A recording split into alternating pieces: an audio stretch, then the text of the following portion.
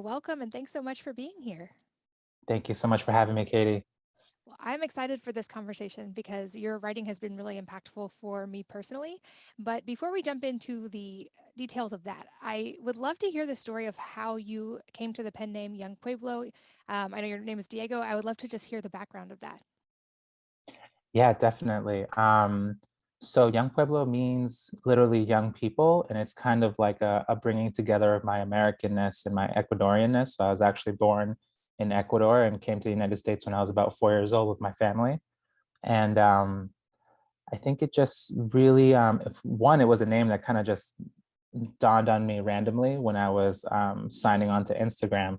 But then it took on a lot of meaning when I started meditating and I started realizing that not only am I growing as an individual, but when I look out at the world, to me, it seems like the fundamentals that we were taught as children, how to clean up after ourselves, how to treat each other well, how to not lie to each other, how to not hit each other, how to share these fundamentals, we don't know how to do them as a human collective at all.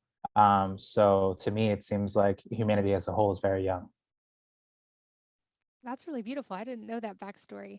And how did you come to the meditation side? I know you moved here when you were young, but how did you get into the meditation world?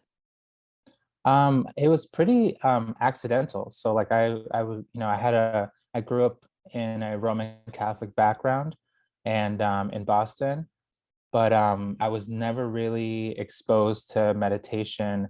I actually learned about it through a friend of mine that I went to college with. He was traveling in India and he was going through a pretty transformative period in his life. And it was funny because this was a friend of mine who I had partied a lot with, I had learned a lot with, but we had never talked about like wisdom. We would talk a lot about like philosophy, but it would never err on the side of like love and insight or compassion. But after he did his first 10-day meditation course, I was pretty shocked by his email to me and a few other friends where he was talking all about love, compassion, and goodwill. And I was like, what the heck is going on? Like I've known this guy for a bunch of years now, and I've never heard him really even utter these words. But that kind of hit me at a point where I was trying to really start my healing journey, and I had stopped, doing a bunch of hard drugs, and I started fixing my eating habits, started working out, but I knew that I needed to do a lot deeper healing. And when I heard that he enjoyed it so much, I was like, I need to try that too. Yeah, I have a feeling that will resonate with a lot of people. And I've shared some of my personal healing story and my past trauma story on this podcast before. And I think a lot of people, especially now, I think the last 2 years have been a beautiful nudge in that direction for a lot of people. And I think a Definitely. lot of people are knowing that they need to make that move into that area of healing. And a lot of people listening to this podcast even are very knowledgeable about the physical aspects of health. And like you probably have their diet pretty dialed in and their movement and Mhm. all those factors. I feel like the healing component can be a little bit tougher for one to get into if you don't know kind of your starting point and even meditation as well. I feel like a lot of people by now have heard how great meditation is and they feel like it's something they should be doing, but they either don't know how to do it or they like feel like I can't just sit still and think about nothing. And I know there's a misconception there. But what do you feel like is maybe like the jumping in point for that journey, or what was it for you? I think that's a great question. What's really fortunate about the time we live in right now is that there are a lot more entry points than before. So, you can go as simple as like downloading an app like Headspace or Calm or something like that and learning a pretty simple technique and, doing it through your phone, which I think is how a lot of people start nowadays. Or you can search online and find if there are any retreat centers near you, and try to find something that just kind of meets you where you're at and what you're like willing to try, depending on your own sort of mental conditioning. Because there's anything from like a few hours to day-long retreats or 10-day long retreats like the one that I did. Back in 2012, when I did my first course, wellness wasn't as abundant as it is now. And I didn't really know about a lot of other options. But I was fortunate because that 10-day long retreat, the silent one that I did, it's called Vipassana meditation. It's taught by S.N. Goenka. It was perfect for me. I still do the same technique today. and I get so much out of it. And I know it's not like for everyone, right? But that's the beautiful thing about this like healing generation that is emerging now, is that there is just such a wide variety of techniques for you to get to know your emotional history and for you to do a lot of that deep unbinding work so that your mind will eventually feel lighter. Can you talk more about that, the idea of that unbinding work and what that process looks like? Because I feel like for a lot of people, it's hard to even get over that initial hump of just stilling the mind enough to let the process begin to happen. Yeah, I think it starts with realizing how much tension there is in the mind, because we don't quite see how we have all of these narratives that we're creating on a daily basis, but we also have these sort of old things that we're carrying in our mind, really imprints from the moments where we reacted very intensely in the past with a lot of sadness or anger or whatnot. And a lot of us carry trauma. So there's a lot that we've felt that is, we may not be thinking about it on a daily basis, but the imprint of that feeling is deep in the mind. So to be able to do that unbinding work, literally letting go, I mean, that looks pretty different for different people. That's why some people will work with a therapist, psychotherapist, or a psychiatrist. I mean, there's just a wide variety, a large spectrum of what you can do. And for other people, there's meditating. Now, all these different techniques and formats and methods, they don't all necessarily hit at the same space of the mind, but it really depends on like, what are you ready for? Can you be alone and silent for 10 days, be totally with yourself and just, feel and accept whatever comes up? And if that, if you can, great, do that, because that'll provide you an immense amount of healing. If not, if that feels like too much for you, then that's totally fine. There are other entry points that you can access that can still help you do pretty substantial letting go work. I'd love to hear a little more of your personal experience. I think a 10-day retreat might be difficult for most of the moms listening, but I'd Yeah. love to hear what that was like for you. And were there like layers of inner work that happened throughout those 10 days? And maybe also some detail on what the techniques you used during that time. Yeah, definitely. So I mean, especially the first one, it's incredibly difficult. And not only is it, yeah, it's hard to get 10 days off, but it's something where it's a big investment in yourself. Now that, this style of meditating, it doesn't actually cost anything. You can go there, and at the end of the 10-day course, you can donate if you want to, but none of it is obligatory. So it's just a place that you go to, and they have centers all over the United States and the world. And all they want for you is to teach you a technique that will help you be happier, which I think is just so wonderful, the selflessness in it. But tons of moms go, and often on the women's side, there's more women than men. So um, people do end up making the time, that big investment, but it's deep, because it helps you. You go in there, and for the first 3 days, you do a technique called Anapana, which just helps settle down your mind. It helps you be aware of the natural breath, which is something that we're all breathing all the time, but we're not quite aware of it. And doing that can just help really calm and concentrate your mind. And then after those 3 days, you start doing Vipassana, which is just observing the reality that's happening within the framework of the body.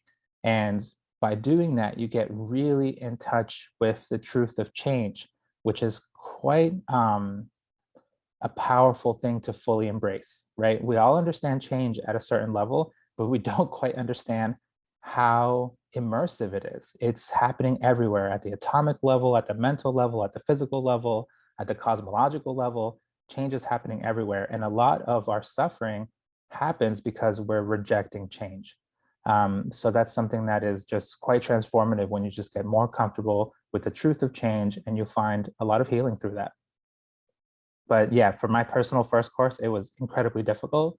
And but even though it was so difficult, I remember leaving there and just understanding so much about how I got to that point, where I had taken some wrong turns, and also just realizing this deep feeling of gratitude that it was okay, right? Even though I have all of these imperfections, and I made certain decisions that ended up cascading into really poor habits, that there was always this like point where you can like go back into your health, where you can go back into your wellness, where you can start rebuilding your happiness. And I just remember personally coming out and like feeling my mind so much lighter than before, and also developing that ability to just like pause, not to just immediately react, and just take in the world, let me process what's happening. How do I actually want to show up, as opposed to just reacting in old ways?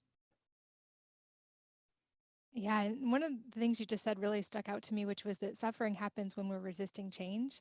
Oh yeah.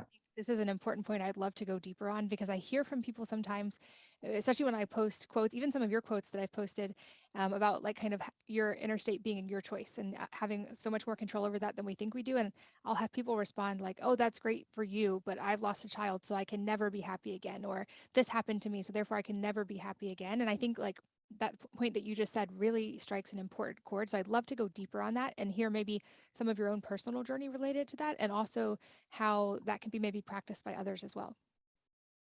I'm so glad you asked. I think that critical point, especially the point of loss, right? Something that I try to sort of walk through life with now is just understanding that everything I have now, at one point or another, it'll be gone. And I think sometimes we don't even allow ourselves to really fully embrace that truth because it feels daunting. But there's actually a lot of liberation in that when you understand that everything is eventually going to go away, it kind of ignites this new ability to be present. Because, the time that I spend with my parents now, I find it so precious because I don't know how long they're going to be around. I don't know how long I'm going to be around. So these moments that I have with them and with the loved ones and with my wife, I take them very seriously and try to be very present and give them as much of my joy as possible and try to bring harmony into the situations that I'm a part of, because we can't control, right? We can't control all sickness. We can't control all these external situations. And sometimes really difficult things happen and loss happens. And even though we're not prepared for it, or can never really be fully prepared for it because we don't know when it will happen, we can at least sort of train ourselves to understand that everything is going to change, and everything, and because everything will change, that will help us just accept the happy moments without becoming too attached to them, right? We'll enjoy the happiness that we have now. And when it's gone, and a difficult moment comes, and then we try to bear it as best as we can and deal with it skillfully. But at the same time, we won't let it totally overwhelm us because we knew change was going to happen and we knew change will happen again. So this tough, stormy moment will eventually pass as well. So I think understanding change can actually help you love better in the moment. Yeah, I'm reminded of a quote I say often with my kids is every storm runs out of rain, but also Yeah. I butchered this, but that paradoxical idea that the pursuing happiness as a focus is actually a kind of a source of suffering, whereas accepting suffering and being present can ironically be a source of happiness when we aren't fighting it. And I think like very often, at least speaking from personal experience, it's not even when bad things happen and there's difficult outside situations or COVID, it was difficult for many of us, including me. It's not actually the outside thing happening that is the source of my discomfort. It is my resistance to it and my judgment about it and my trying to control the things that are outside of my control. And I think often of Viktor Frankl, who I reread his book, Man's Search for Meaning, every year. And Hmm. like he was such a beautiful example of that, of there's so much we can't choose, but what we can choose is our own inner state, our own emotions, how we show up for those in our lives. And that when we keep that as our focus, it seems to help the emotions attached to the other ones be a lot easier. Yeah, and just to add on to that, I love that this is like this powerful wisdom that you're like carrying with you, because if you really, really want to get into the nitty gritty of what's happening in the mind, when a difficult situation occurs, right? Someone does something to you, or whatever external situation pushes on your internal environment. At the end of the day, internally, the dynamic is that it's your perception that's pushing your own reaction. So all this stuff is happening in your own mind, and it's your perception and your reaction that is then going to cause that rippling tension in your mind and potentially cause that hurt that you end up carrying in the long term. And though that takes nothing away from the person who has caused you harm, right? They still cause you harm, of course, and they're going to have their own sort of repercussions from that. But ultimately, if your perception, right, your perception can actually help decrease a lot of the harm that comes your way. And that's one thing that, it points to the Buddhist teaching, which I love that, you kind of highlighted at, was that the truth of suffering, right? And you can also define suffering as dissatisfaction, but dissatisfaction is there, right? There's so many moments where things can be going extraordinarily well and still some craving or another arises for something more. And it's like, wow, why can't I just be happy with all these beautiful things in front of me and I'm still craving for more? Well, the mind has this trend of craving that actually, if we let it run wild, can cause us so much more suffering. So being able to understand that dissatisfaction, that suffering, it can actually help you be proactive to not let it get out of hand, and it'll open the door to a lot of happiness. Any tips for practical steps to learn to do that? Because I also understand that this is not a thing that you can just choose and then you're perfect at it. And actually, this past week, I got to look kind of face to face with some of the parts of me that I'm still working on in that area, where I start each year with a 10-day fast, which is not actually for the Mhm. body at that point. It's a spiritual practice. And by the last 2 days this time, it was really difficult. And I was fighting and I was seeing my emotions that I could normally keep very easily under control just kind of flare. And I actually love that mirror inside, but it made me remember, like, oh, there's still work to do here because I can still very much be affected by these things, especially when my resilience is down. So for someone learning to be present and to remember those things, any tips for helping get the process started? Yeah, I think one thing is that we have to be patient with ourselves. We have to realize that the way that our conditioning works now, it's been created out of so many countless reactions. Like we've literally been reacting our whole life, right, with either anger or sadness or more craving or aversion or whatever it could be, anxiety. So we have, built these reactions over time through these pretty um, unconscious ways of dealing with our environment or what we're feeling inside, but they accumulate.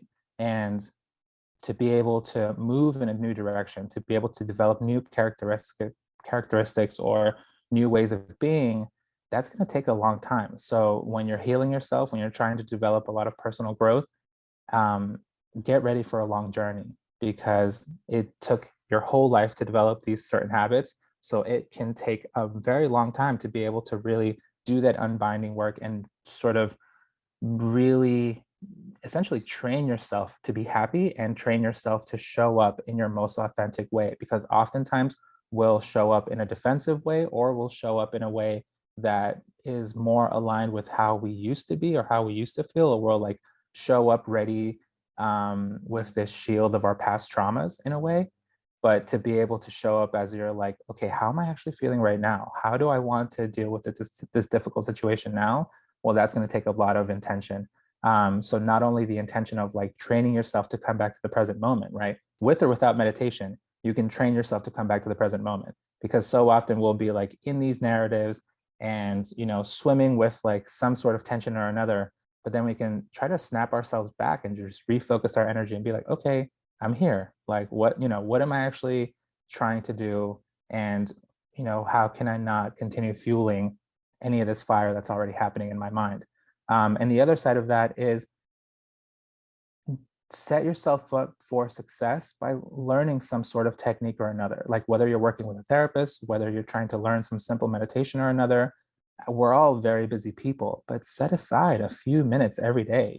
Even a few minutes can be quite substantial, or setting yourself up to just like, start cultivating a new type of mental habit that will eventually, those small steps really do end up adding to a pretty big transformation over time. And I think you've partially already answered this, but somewhat in line with that, like, what advice would you give to people who are just maybe recognizing they have this like heavy mental burden that they're carrying, or that have like always thought of everything else as the problem, or like outsourced the Yeah. reason for their unhappiness to someone else and are trying to kind of undo that pathway? What would be your advice to someone who's just starting that? Yeah, I think challenge yourself to have humility.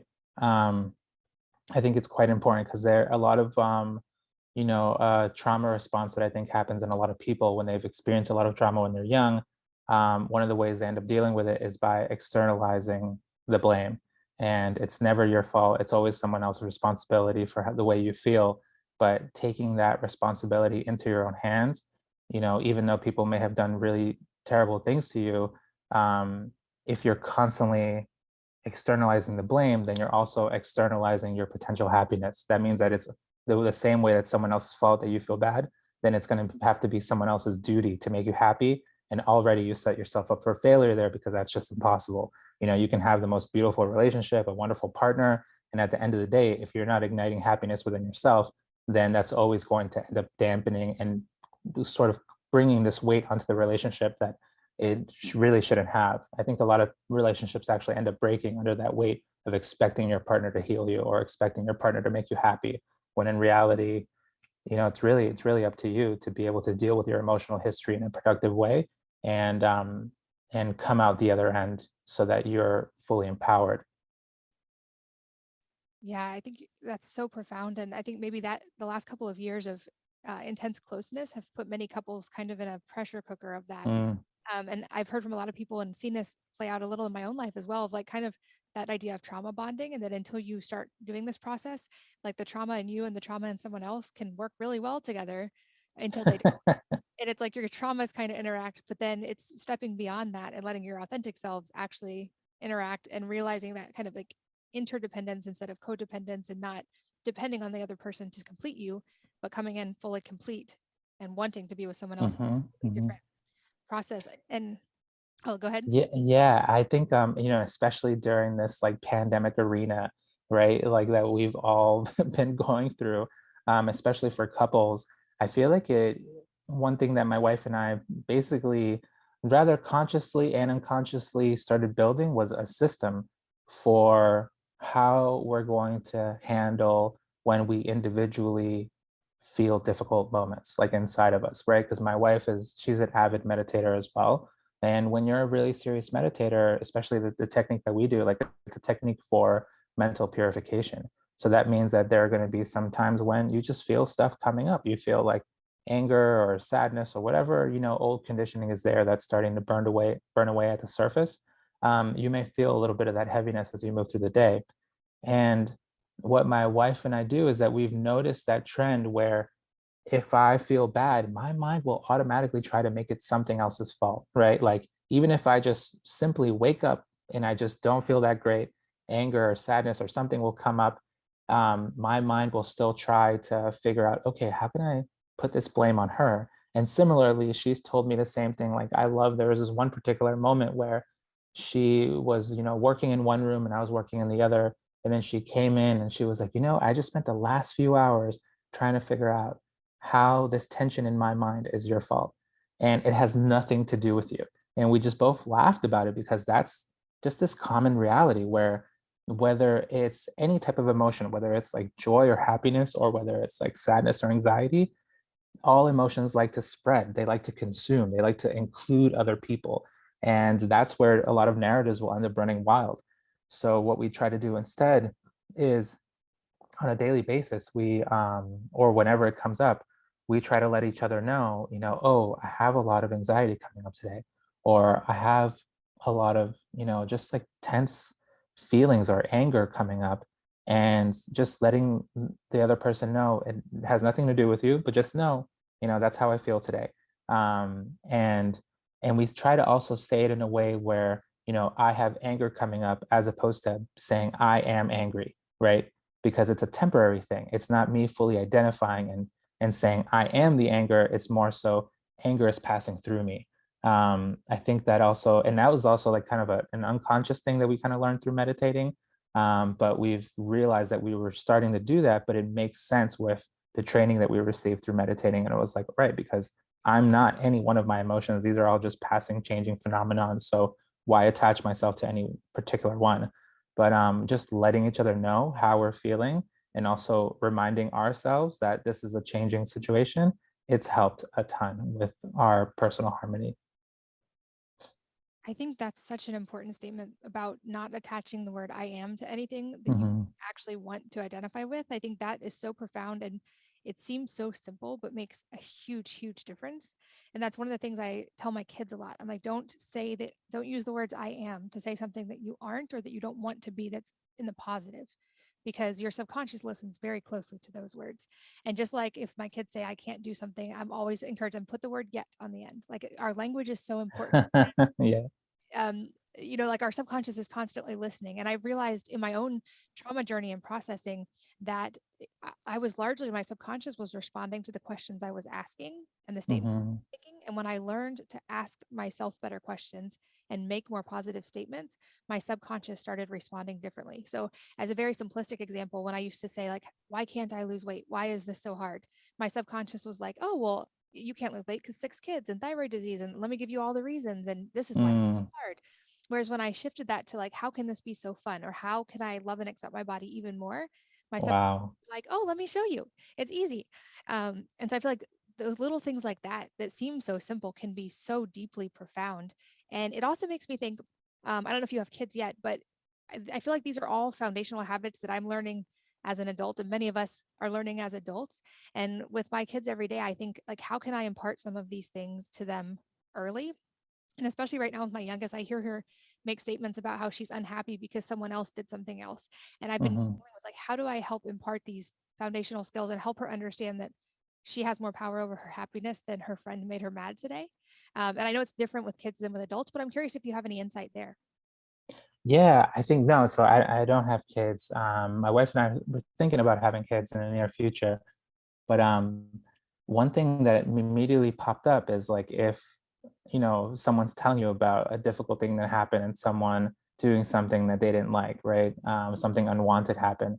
Um, you could ask them, so what was your reaction to that? Right? And it brings it back to your own sort of like how did you personally respond to that? And not just like even using the word responded, but what was your reaction? Because reactions often are impulsive, and teaching that, literally trying to teach them, okay, there's like this impulsive side of you, but then is there also, how would you have intentionally tried to respond to it if you had given yourself a little bit more time? But both of those questions, I think, bring back a person to their own power. And I think that's great that you're developing that, because that's something that I found happening with like my small community out here. Between me and my wife and our other friends who live out here who are also serious meditators, where we've all kind of developed this lingo of not, totally being aware and owning and honoring how we feel, but not allowing ourselves to just completely identify with every single emotion that we're having, right? We'll try to observe it as opposed to be it. And they'll also have that same lingo where it's like, oh, I have a lot of stuff coming up today. And knowing, and stuff can be like general, right? Some sort of tension or another. But because we're all speaking in this type of language, I think it just makes it so much easier for all of us to know, yep, this is just another temporary thing that one of us is feeling. And it's also a signal where, like, if one of us doesn't feel good, right, the rest of us will try to be pretty gentle towards that person, or like, how can I help you? Like, do you need anything today? So that we can help the other person pass through whatever mini storm or another that's occurring. But building that type of culture, that intentional culture within your community, actually helps everyone so much. And as a little bit of a side path, I'd love to hear how all of this, I'd love that we got to go deep into kind of your own work on this, how this turned into a writing career, because you've become a bestseller. And I really Oh, love yeah. Clarity and Connection, which just came out pretty recently, I think. But I'd love to hear Mhm. your story of how that began. Yeah. It was pretty. I think I just never saw it coming, to be so honest. Like, I thought I was gonna have either a career in organizing and social activism, or in finance. As I was really thinking about going into finance for a while, because I grew up really poor in Boston, and I feel very devoted to my parents and trying to help them come out of this cycle of poverty. Um, but when I was sort of figuring out where I was going to work, and when I moved to New York City with my wife, she ended up finding a job very quickly. But I felt really intuitively that I need to give myself a chance to write. I remember after the third 10-day course that I did, I just felt my intuition kind of just telling me so clearly, like, write, write. You know that you don't know everything. you know that you're still on your way. You're not fully wise, you're not fully healed or anything like that. But just write, share little bits of your journey, share different things that you're understanding. Um, because, encourage other people to heal themselves, that healing is even possible. Because I remember, and this is right, this is back in like 2012, 2013. And to me personally at that time, I was like in shock and awe that healing was even possible. Like I was, I grew up in a way where, whether you had some physical illness or some mental, situation that was happening, that you had it for the rest of your life and you just had to deal with it. So that's how I grew up, and I was pretty surprised by that. So when I saw that real changes were happening in my mental state, I was like, whoa, is this real? Like, can this really be happening, that I actually feel better? And through meditating, that this is happening. And I wanted to write about the fact that healing was possible. And that's kind of how it all started. And after my intuition gave me that push, it really took me about another sort of year and a half to actually start, very intentionally writing, developing my voice as a writer, and putting my things out there on Instagram.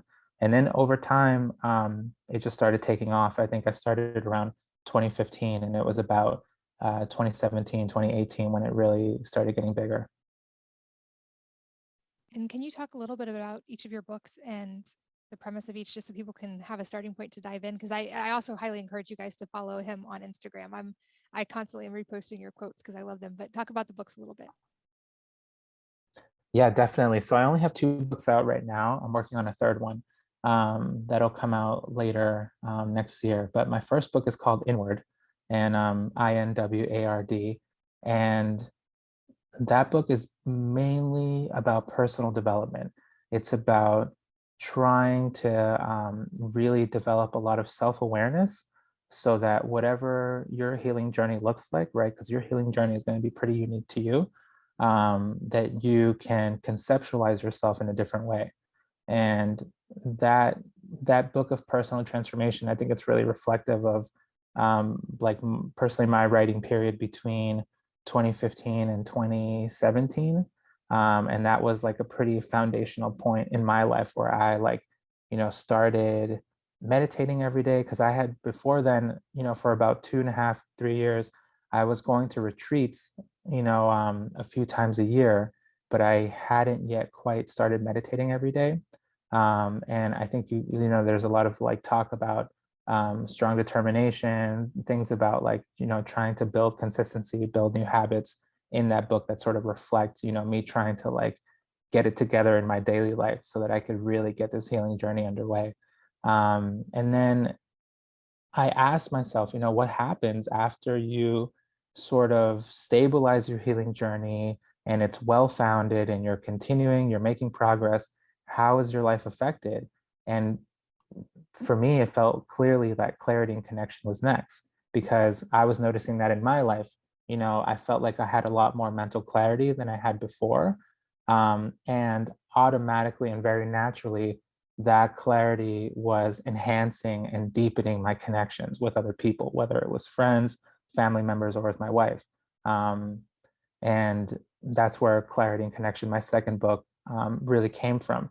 And Clarity and Connection, it does have a lot of pieces that are still about personal transformation, but it has a bunch of pieces about friendship, about intimate relationships that really try to focus in on how your personal healing will profoundly and positively affect your relationship. And a lot of these pieces were actually constructed during the pandemic, during that first wave, where my wife and I were just really kind of testing out everything we had learned up until that point to see like how we can continue trying to understand each other at a deeper level, how we can use any conflict that comes up to try to really honor each other's perspectives, and to really try to see like pretty define in my book these systems that we've been learning about how to not let any narratives run wild and cause any unnecessary arguments.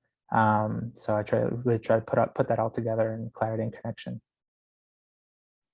Well, like I said, I highly recommend them. I'll make sure they're linked in the show notes if you guys haven't checked them out so you can read them. They're wonderful, deep, easy reads, and I really, really thoroughly enjoyed both of them.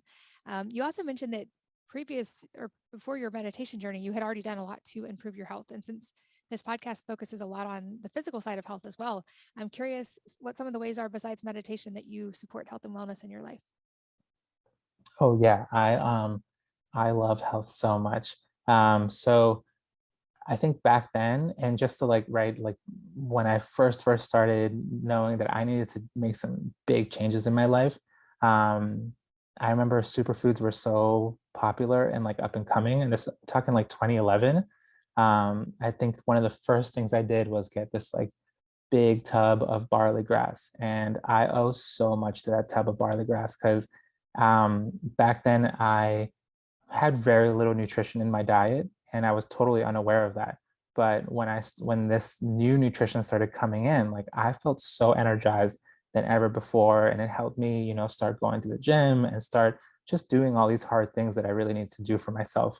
But nowadays, I've really been getting a lot from Mark Hyman's 10-day detox.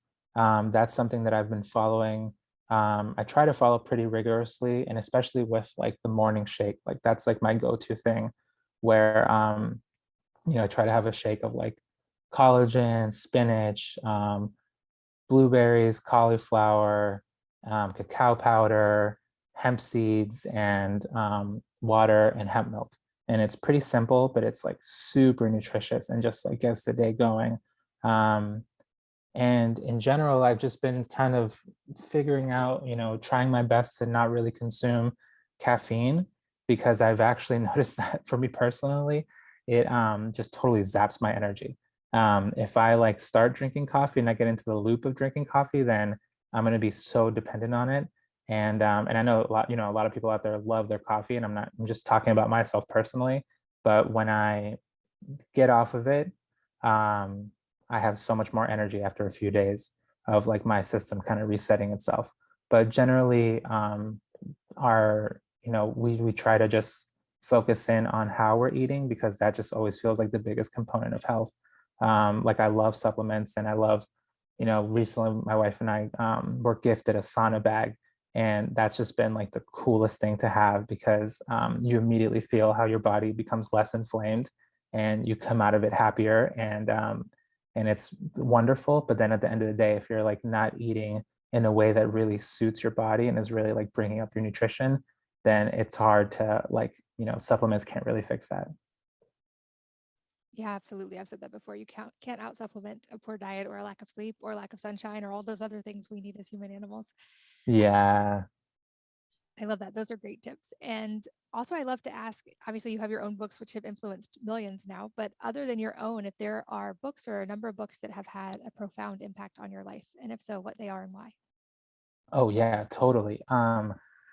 One of my total favorite books is Siddhartha by Herman Hesse. That book has just like really changed my life, and it also helped inspire me to find my own voice as a writer, because Herman Hesse's his writing is just so lyrical and so beautiful, that yeah, it was just a big source of inspiration. That and another book that he wrote, Narcissus and Goldman. That book is absolutely beautiful as well. Also, if you're into the Buddhist teaching, I would recommend this book by Bhikkhu Bodhi called In the Buddha's Words. It's a big book that has a lot of selections from the suttas, which are like the scriptures of about the Buddhist teaching, and they're really valuable to read, because a lot of times we'll like learn about the Buddhist teaching kind of secondhand from someone else, but learning it from the source is like critical, and also learning it from monks is like really valuable because they really know what they're talking about. um, and I think oh, and Sapiens. If you haven't read Sapiens, that's like a really, really important go-to. Also, 21 Lessons for the 21st Century by Yuval Noah Harari is also really great. Awesome. I'll link to all those in the show notes as well. And as we wrap up, any parting advice for the couple 100,000 people who are listening to this that what could be related to anything we've talked about or something entirely unrelated? Yeah, I think, just don't be discouraged by the long journey. Like when you're really trying to heal yourself, when you're really trying to deal with your emotional history, you can find some technique that meets you where you're at, right? You want to try to find something that is challenging but not overwhelming, and you'll be able to find that special sweet spot for you, that helps you deal with like old emotional baggage that you may be holding on to, but at the same time doesn't do it in a way where it just, too much comes up and then you kind of want to stop the process. So when you find that sweet spot, you'll see that you'll, start getting results, but just don't expect a total 100% transformation immediately, because oftentimes we'll be so attached to the speed of society, um, where like society is just like everything is just so fast nowadays that we try to project that speed onto our personal healing, but it doesn't work like that. It really is a long and slow journey, and it's okay that it is, because you get a lot from it and it's totally 100% worthwhile. I love that. I think that's a perfect place to wrap up. And I know you mentioned you're working on a third book, so maybe we can do another round when the third book is available. But for now, I would encourage you guys check out Diego's books that he already has out in his Instagram. They are absolute gold. And thank you so much for your time today. It was an honor to get to chat with you. Yeah, thank you so much too. And I have to tell you, my wife is the biggest fan. I've been hearing about you for years. So when you reached out, I was like, yeah, we definitely got to talk to Wellness Mama because she's the boss. Oh, that's awesome. Well, please tell her I said hi and thanks for listening. And as always, thanks to all of you for listening and sharing your most valuable resources, your time, your energy, and your attention with us both today. We're so grateful that you did. And I hope that you will join me again on the next episode of the Wellness Mama podcast.